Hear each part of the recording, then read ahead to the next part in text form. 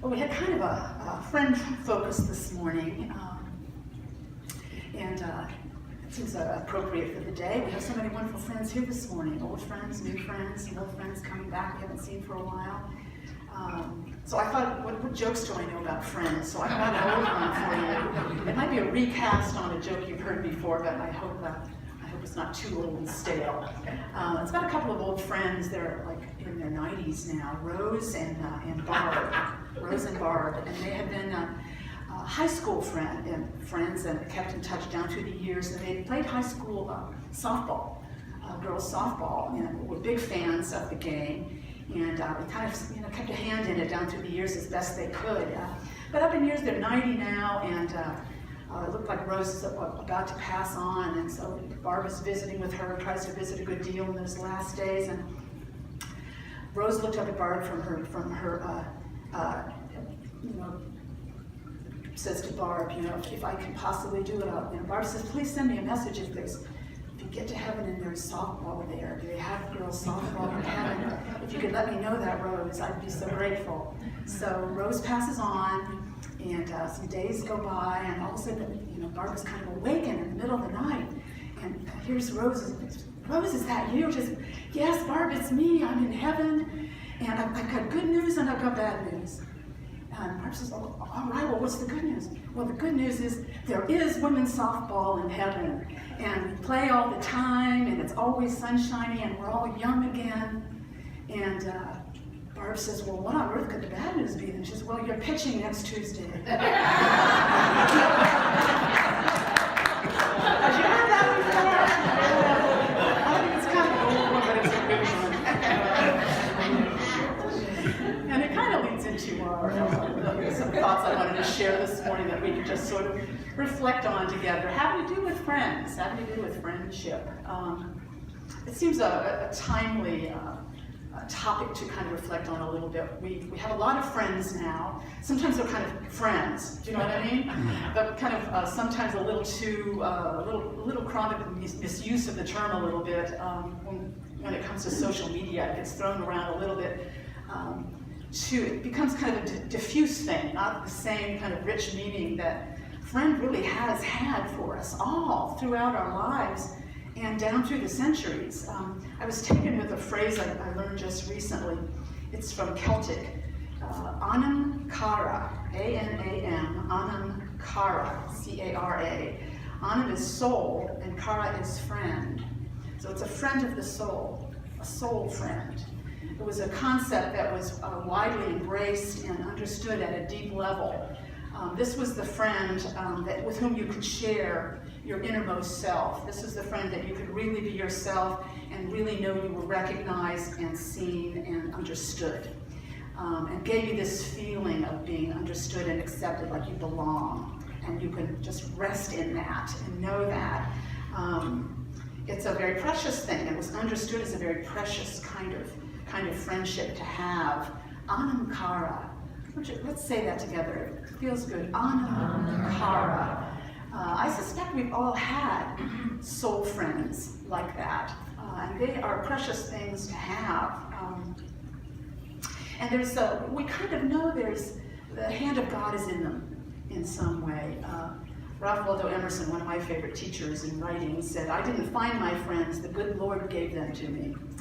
We find our way by some law of attraction, and that makes a great deal of sense to me. Cast your mind back to your best friends of your youth. I remember my best friend Nancy. We could just talk by the hour, day and night. I don't know what on earth we had to talk about that much. Everything, every little minutia of the day, every experience, every feeling, every thought. We felt understood. We felt like we belonged. It helped us grow into what was possible for us to grow into. Remembering those precious soul friends of childhood, of teen years, of young adulthood, or in recent years, the church, the friends we have in the communities we're a part of, like this one. It's such a precious thing. They help us grow, and they help us stay in touch with who we are, help us feel a sense of belonging. I think it's something that we really need to remember the preciousness of these days. I was looking at some information online, some lectures, some TED Talks, some other information about our sense of friendship and connection with others now. There's a woman named Susan Pinker, she's a social scientist. She did some recent survey, said something like 25% of the population in our country feel they have no one to talk to. 25%. I think it's kind of alarming that the CDC, the Center for Disease Control, they report 2 causes of death that have increased in recent years. One is Alzheimer's, and the other is suicide. Both have increased dramatically in recent years. Kind of shocking, but true. In an era when we have so much technology that's meant to connect us more, that people feel more isolated from one another. I think that's something that bears some reflection. And I think it's very much something we can do something about if we're aware of it, and we're aware of our deep need for soul friends, for friends of the soul with whom we can truly be ourselves and know we are loved and accepted. So I think one of the reasons why there's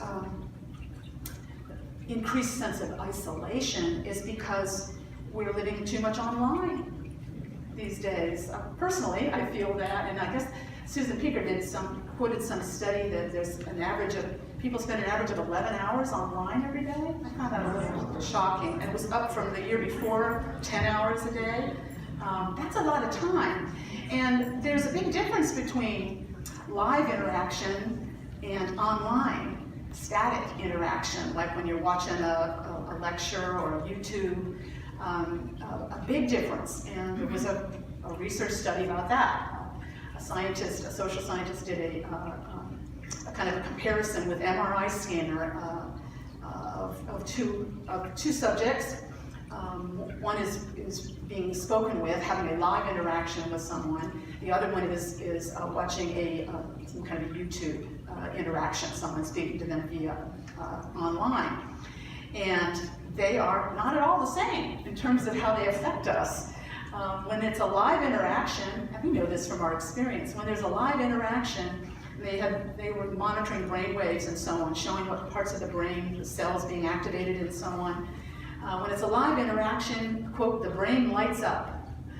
There are richer brain signatures when we hear someone's voice, or we are engaging or make some eye contact with someone. There is a measurable release of hormones when we have live interaction with someone. The feel-good hormone of dopamine is increased. Oxytocin, which helps with decreasing stress. These hormones are increased when we actually interact with someone, as opposed to just listening to something online or engaging with a speaker online, or Facebooking, or communicating in that manner. It's very, very different in terms of how it makes us feel and what it does for us. It turns out we really do need a place where everybody knows your name. Do you all remember Cheers? Dating myself a good deal there, but that resonated with us deeply, because we all need to go a place where everybody knows your name, and they're always glad you came. And that's, of course, what we want to do in our church community. All church communities want that. We want this to be a place where everyone knows your name and is glad you're here, and you belong. Everybody belongs, and there's a sense that you can be yourself. You don't have to put anything on or pose as anybody else. That's the only kind of church I want, anyway.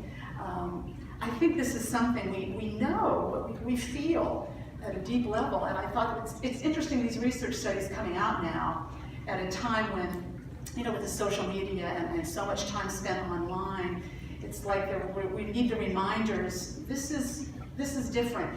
She said, as Pinker said, it's a biological imperative to know we belong. It's a biological imperative to know we belong. This same woman who did this research, I thought it was really interesting. She was talking about longevity, what makes people live longer. And in developed countries, I didn't realize this, that it's quite quite uniform in developed countries around the world. Women tend to live 6 to 8 times longer than men. Do I have that right? 6 to 8 years longer. 6 to 8 years longer. We'd be going, we'd be dropping it. You guys would be dropping like flies. Okay, 6 to 8 years longer. And that's a big gap. That's a huge gap. And one of the things the reasons they give or they posit is that because women tend to be the ones who maintain more social interactions. That sense of belonging, that's the biological imperative that we need to know we belong, we're connected. Women tend in developed countries to be the ones who do more of the social networking and maintaining the friendships and having the lunches and the gatherings and all that kind of thing.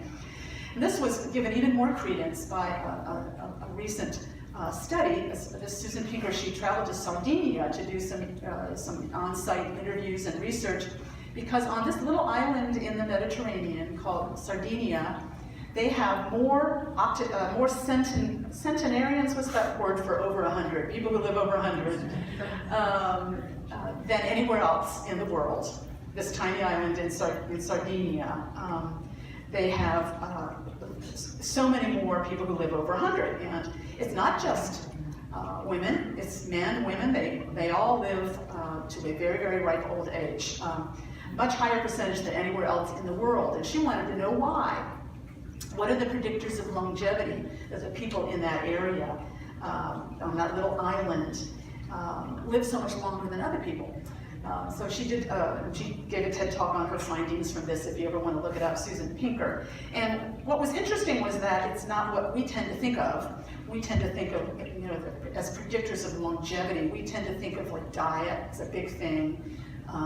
In our country, lots of people going, kind of gluten-free or low-fat or, this kind of thing. Because it wasn't that. Their specialty over there is these big fat pasta things, like huge raviolis that they stuff with high-fat ricotta cheese and dill and smother in tomato sauce. That's the local specialty in Sardinia. Everybody makes it every week and shares it with their friends and family. It wasn't that. It's not diet, it's not exercise, many of them were sedentary, it's not necessarily treatment for blood pressure or heart disease, or not necessarily vaccines for flu and things like that, because those weren't across the board. No, the big predictors of longevity that they found were close personal relationships and regular social interaction. Close personal relationships, people have lived in a web of extended family, neighbors and friends, everybody. And daily social interactions were just people were in and out of their homes and neighborhoods every day. Whoever brought the post, whoever brought the milk, or the barkeeper, or whoever it was, people lived in a web of interactions every day of their lives. Nobody lived in isolation. Nobody. That's kind of remarkable. And that's what was understood as the big predictor of longevity, that kept them free from disease. Everywhere she went, there were people. She said everywhere she went to interview someone who was over 100, it turned into a kitchen party. The other relatives were there, neighbors stopped in, somebody's niece, somebody's granddaughter or grandson. Being recognized, being understood, having a sense of belonging. It's a survival issue. It's a biological imperative. It's a quality of life issue. It gives us a reason to live. It's so important, the anam-cara relationships in our lives, our soul friends. We must have that. What does it require of us? In a way, it's something we need to remind ourselves of as we've gotten more distant in our online connections and our smartphone interactions and so on. Forget that. What does having a soul friend require of us? I think we know, we feel it. It requires, I have like 3 primary characteristics. You might think about it as authenticity. We need to be authentic and feel that we can be authentic. Aristotle, Greek philosopher Aristotle, he described 3 categories of friends. Friends of pleasure, people that you enjoyed conversation with or going to certain things, a golf friend, I thought something like that, or a bowling buddy, or the softball friendship, or kind of friends of pleasure. You enjoy doing things together. Friends of utility, that was the second category. They are useful contacts in some way. They're useful friends to have, certain people you know, and it's good to be friends with them because it's useful in some way. And the third one, and to his mind, the highest kind of friendship was one of virtue, the friendship of virtue. You are friends with someone because of the kind of person he is or she is, because of their virtues. And Aristotle suggested that we friends hold up a mirror to each other. This kind of reciprocal mirroring that helps them improve themselves as persons as we reflect one another. And that resonates with me. I think that was true with my best friend Nancy growing up. We were mirrors for each other. This is, at 13, this is how we're growing up. This is what it looks like. This is what I see you doing. You're doing great. This is what I see you. We kind of reflected each other, mirrored each other, and it supported our growth, our ability to grow into the young women we were going to grow into. I think we do that in all kinds of communities, don't we? We mirror possibilities for one another. This is what my spiritual practice looks like. This is what yours, we mirror these for each other. This is what my God means to me. What does your God mean to you? We mirror these things for each other. And we take that in and we work with that, and it helps us grow into greater possibilities for ourselves. I've often been struck, if you read through the Gospels, with Jesus and his friends, the disciples he gathered around him. He said, I have called you friends. For all that I've heard from my Father, I have made known to you. He shared authentically and fully everything he knew from his deep connection with Spirit. He shared with his friends. And he said, love one another as I have loved you. They were soul friends. Jesus and the disciples that followed him, they were friends of the soul. They mirrored this deep God connection for one another so that they could move into it more deeply themselves. Emerson said, a friend is a person with whom I may be sincere. Before him I may think aloud. I think that's right. A wonderful authenticity, being present in that way, as authentic, as real, as free flowing, sharing who we are. Second one is talked about as purposeful presence. The soul friendship requires us a purposeful, an intentional being present.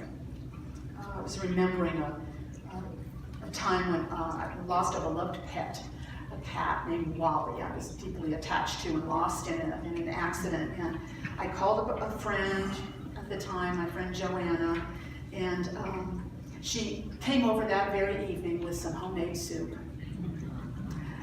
just to come over and be with. I'm sure we've all had a moment like that with a friend, have we not? Some moment of generosity that was a purposeful presence with us. Not having any answers, not necessarily being able to fix anything or change anything, but I'll come be with you. I'll come be with you. I'll sit with you. These things are not necessarily convenient. She lived across town. It was on the spur of the moment. She probably had other things going on that evening. This is one of the things that an anamkara, soul friendship, requires of us. Being present, being willing to be present. It takes time, it takes attention, it takes energy, it takes presence. That's the second one. And the third one is trust. It's an old Roman philosopher, Seneca, who has a piece out called On True and False Friendship. This goes way back to AD 50, something like that. He said, ponder for a long time whether you shall admit a given person to your friendship. But when you have decided to admit him, welcome him with all your heart and soul. Speak as boldly with him as with yourself. Regard him as loyal, and you will make him loyal. I find that an interesting quote on it. To me, that suggests we need to trust one another. And I think that's not something that we do quite as readily in adulthood as we do as children. Would you agree? Children trust immediately and implicitly, and they'll tell you whatever's on their minds or in their hearts. It's right there, and it's shared. As adults, we learn to be more reserved and to hold back more and to be more cautious. And there's probably a lot of reasons for that. I'm not sure we could do justice to that. And I need to reflect on more of that. Why do we become cautious in what we share? Is it a lack of trust? We feel we can't trust one another as adults. We can't trust each other's confidence. We don't feel safe with one another. We need to reflect on that, I think. And maybe we need to take the chance. If we've made a decision, someone is an anamkara, we can be friends with this person. We've decided, as Seneca is suggesting. We've done that pondering and we've decided, this is a friend for me, I'm going to befriend here. Maybe we can risk trusting more, sharing more, putting more out there. And Seneca is suggesting as we do that, we'll find the trust is justified. They will be sharing as well. We will reach this higher level of authentic understanding and connection. Trust, purposeful presence, authenticity. We can build a village like in Sardinia with some intention, with some reflection, with some decision. I believe it is a matter of life and death. I believe it is a health issue. I believe it is a quality of life issue. I believe it's a deep spiritual issue. We need to feel a sense of belonging. We need community. We need friends of the soul. And of course we're doing it instinctively. I think we feel it, and our wiser intuition guides us in it quite often. Susan Pinker said, building your village is a matter of life and death. I think it is. And I think we are finding our way to it by instinct and intuition all the time. Those of you in church this morning, you were drawn here for a reason. People who go to churches anywhere this morning, the pull of community, we feel that. I was remembering lots of stories of that, powerful the impact of communities. Joe's mom, my mother-in-law, Irene Lambert, she talked often of the dear friends she forged after her husband's death. After Max died, she began to volunteer at a cancer thrift store in Worthington and found a close group of friends there. I think many of them were widows too. And they formed a strong bond, a bond of understanding, recognition, understanding, a sense of belonging. They had a purpose they were serving in the volunteer work they did at the shop. They saw each other regularly. This web of connections, of social interactions began to form for her again, and she felt part of that web, that belonging. I remember her talking about that her friends were her salvation. Her friends were her salvation. I think that happens with us a lot, more than we realize. Just yesterday, I went to a memorial for an old friend going way back to Unity of Columbus days. And it was held at a Unitarian church down in Columbus, and there were hundreds there, many of them from communities that he had been a part of. Gary and his, for instance, there were people who spoke aloud about his impact in their lives. A men's group came up at one point to share, about 8 members. There were more members in that group, I guess, down through the years, but Gary had been a member of a men's group for some 25 years, once a week, getting together in someone's home. And it wasn't, this was a deep sharing kind of group. This wasn't like sports oriented or something like that group. It was, they would take on, they meant to do some exploring and discussing together, to get in deeper touch with who they were and what their values were and how they felt about themselves. So they would have discussion topics like their relationships with their fathers or their spouses or their children. They did occasional retreats, like they would do a sweat lodge thing. They were interested in Native American. Gary was particularly interested in Native American stuff. They went on a vision quest in that Native American tradition. They got together once a week and did authentic sharing. The original members, like him, 25 years. That's authentic. That's trust. That's purposefully being present even when it's not convenient. To keep going, to keep staying in touch in that manner. There were other groups, communities in his life as well. And part of the reason why there was such a warm feeling in the room and so many people drawn to be there at this memorial, Gary and his wife had adopted 2 little girls from China. years ago, and they had a monthly Daughters of China group that everyone got together every month for years to share the joys and the challenges of having adopted children from another land, to relish the community, the affinity they had for one another.